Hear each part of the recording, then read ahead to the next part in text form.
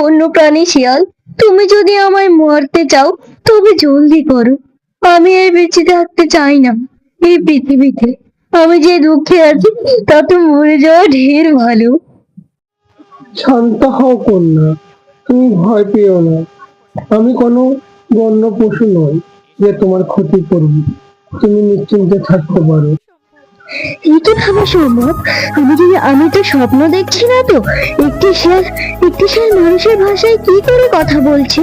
হে বিধাতা, তুমি কোনো মায়া জালে আটকা পড়লাম? না কন্যা, তুমি কোনো স্বপ্ন দেখছো না। আমি কোনো সাধারণ শিয়াল নই, তাই কথা বলতে পারছি। তোমার চোখের জল আর করুণার্থী আমাকে স্থির থাকতে দেয়নি। এই গভীর এমন একাকিত্ব এক বালিকা কেন বসে কাঁদছে? তোমার জীবনে এমন কি ঘোর বিপদ নেমে এসেছে যে তুমি মৃত্যুর কামনা করছো?